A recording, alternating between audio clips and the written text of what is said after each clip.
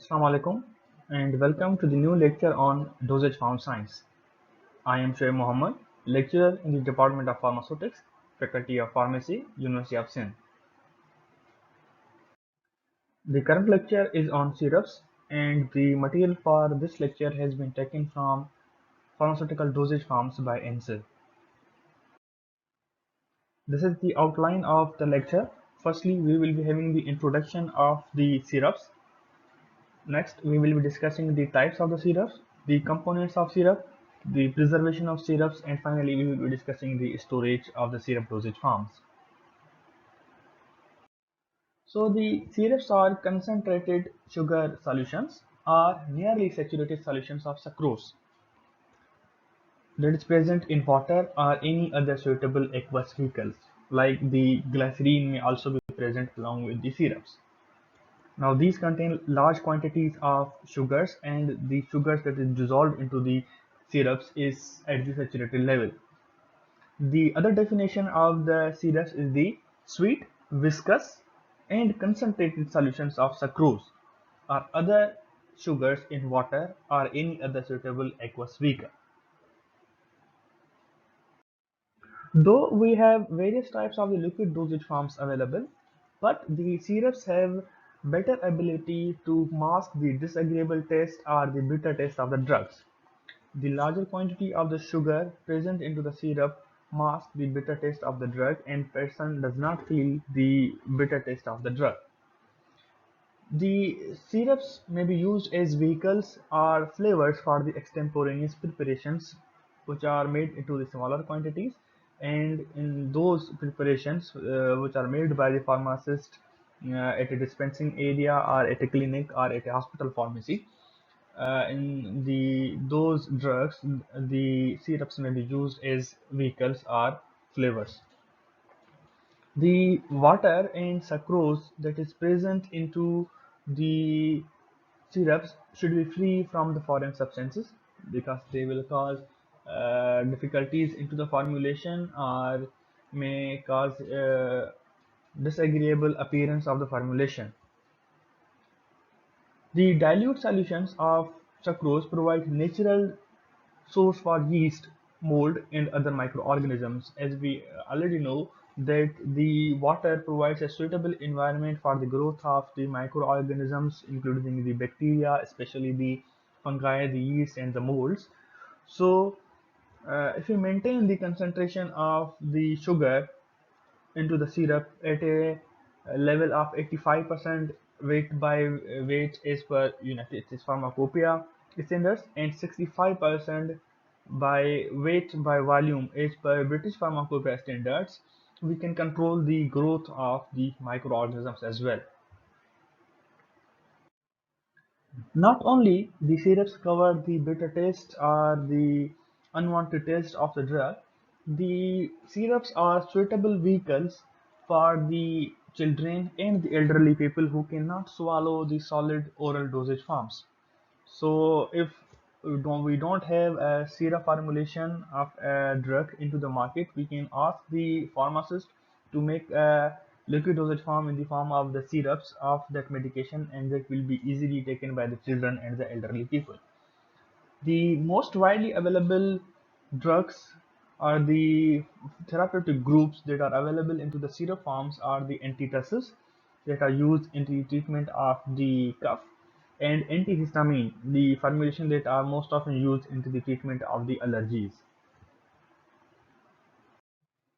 Next, we are discussing the types of the syrups. So, based on the components of the syrups or the use of the syrups, we can classify the syrups into three major categories. Number one are the simple syrup, second are the flavoring syrups, and third are the medicated syrups. The simple syrups contain sugar along with the purified water, and sometimes the polyols such as the glycerol or sorbitol may also be present to increase the viscosity, and these types of the syrups are used as a vehicle or as a taste masking vehicle to mask the bitter taste of the drug. Next category is the flavoring syrups. The flavoring syrups along with the sucrose and purified water will contain various aromatic or plainly flavored substances or some volatile oil to give the flavor to the syrup, and that syrup can be used as a vehicle or flavoring agents for the some medicinal substances of the beta testing medicinal substances. We have various types of the flavoring syrups available, like we have the cherry syrup, we have coca syrup, and we have the orange syrup as well. The third and last category of the syrups is the medicated syrup. The medicated syrups, along with the sucrose in water and maybe in the presence of the flavoring agent, contain a medicinal substance and that will produce some therapeutic effect. Like we have ephedrine sulfate syrup, that is one of the commonly used syrups, and it is used for in the treatment of the low blood pressure. We have ferrous sulfate syrup, which is used in the iron deficiency anemia to cope up with the deficiency of the iron. Now we will discuss the components of the syrups. As discussed into the previous slide, the syrups were classified based on to their components.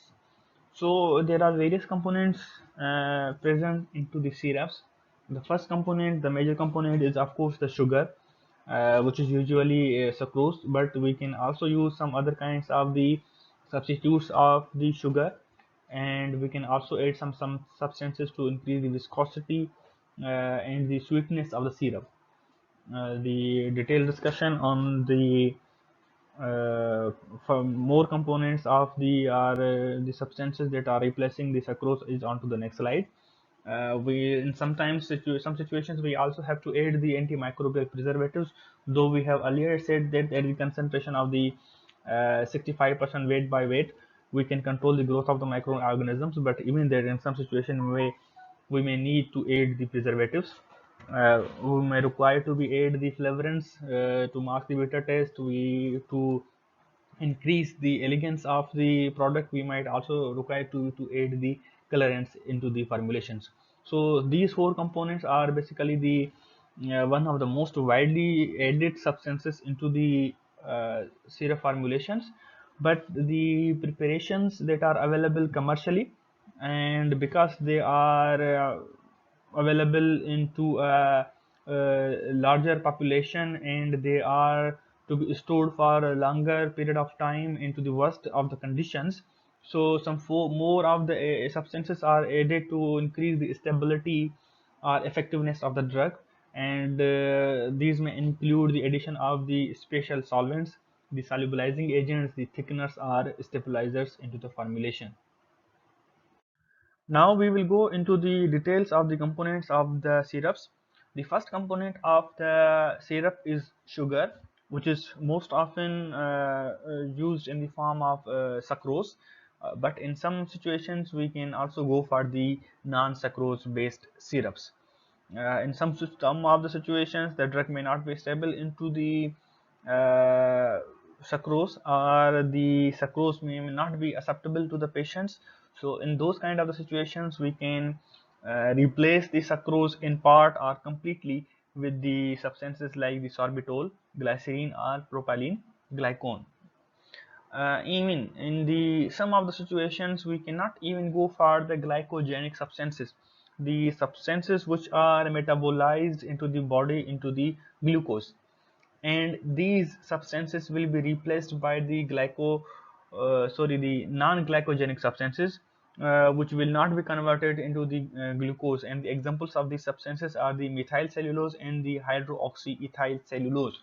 These substances will be preferred into the uh, diabetic patients, because when these substances are added into the syrup, they will go into the body, and when they will reach into the bloodstream, they will not be converted into the glucose, and the blood glucose level of the diabetic patient will not rise.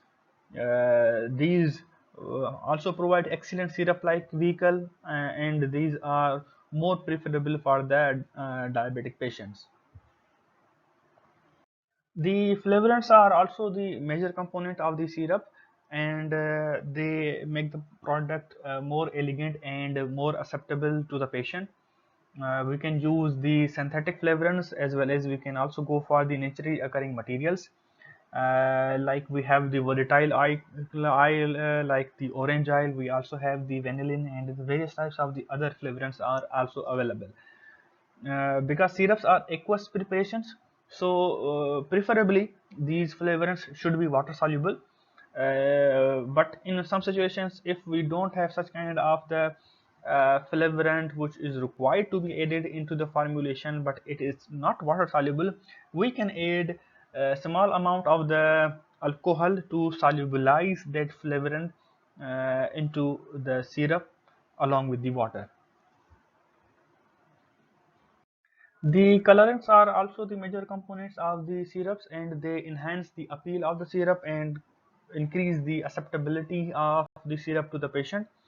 The coloring agent that will be used in the syrup should correlate with the flavor that is present into the syrup. Like if we are using mint flavor, the color of the syrup should be green. If we are using chocolate flavor, the color of the syrup will be brown. If we are using orange flavor, the color of the syrup should be orange. And it will cause more acceptability of the product to the patient. Most of the colorants are water soluble, and these should be non-reactive with the different components of the syrup as well.